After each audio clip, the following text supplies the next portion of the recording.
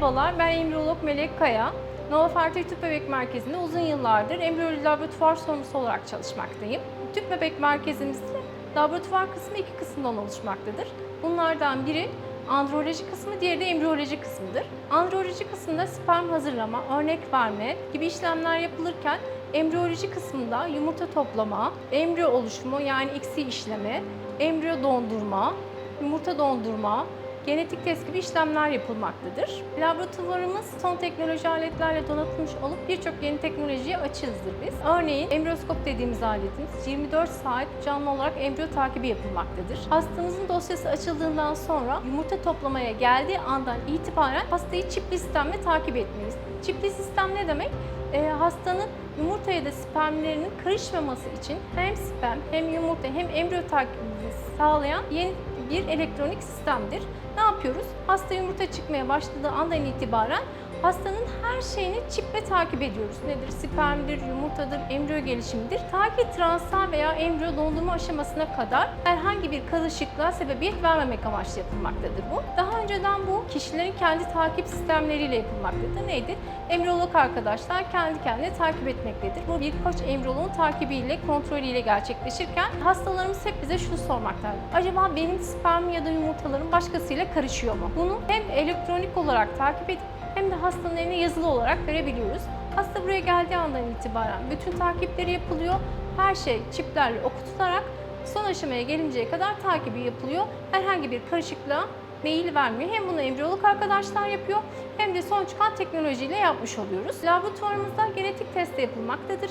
Genetik test dediğimiz nedir? Genetik test yapabilmemiz için bazı endikasyonların olması lazım. Hastanın daha önceden herhangi bir saptanmış hastalığının olması lazım. Genetik problemli bir çocuğa sahip olması, tekrarlayan düşün olması, ağır bir erkek infertilitesinin olması gibi endikasyonların olması gerekir. Her hastaya yapıyor muyuz? Hayır. Sadece ihtiyaç duyulan hastalara yapılmaktadır.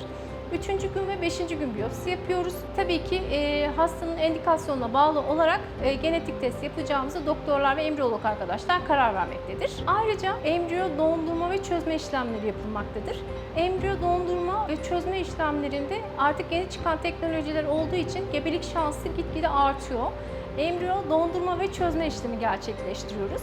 Embriyo dondurma için hangi hastaları embriyo donduruyoruz? Transfer yaptıktan sonra elimizde kaliteli, gebelik şansı yüksek embriyolarımız kaldıysa dondurma işlemi yapıyoruz.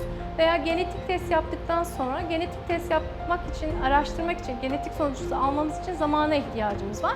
Bu zaman sürecince embriyolarımızı daha fazla laboratuvarda bekletemediğimiz için dondurma işlemi uyguluyoruz. Ya da hastanın endometriyumda yani rahminde bir problem vardır, transfer için uygun değildir gibi endikasyonları olan hastalara embriyo dondurma işlemi yapıyoruz. Embriyo çözdürme işlemi rahmi uygun olan hastalara doktor ve embriyolog arkadaşlar embriyoları çözülebilir dedikten sonra çözüp transfer işlemini gerçekleştiriyoruz. Hasta için daha konforlu bir yöntem oluyor. Aradan yıllar geçse de örneğin 2010'da dondurduğumuz bir embriyoyu 2024'te bile transfer işlemi şansına sahip olabiliyoruz. Embriyoskop dediğimiz alet embriyoların 24 saat kesintisiz gözlememizi sağlamaktadır. Normalde embriyoloji laboratuvarlarında günde bir kere embriyoyu çıkarıp takip etme imkanınız vardır. Ama embriyoskopta böyle bir şey yok. Hastanın embriyoları dışarıya hiç çıkarılmadan 24 saat kesintisiz veri alabiliyorsunuz. Günde bir kere çıkardığınızda tabii ki bir kere değerlendirme yapabiliyorsunuz.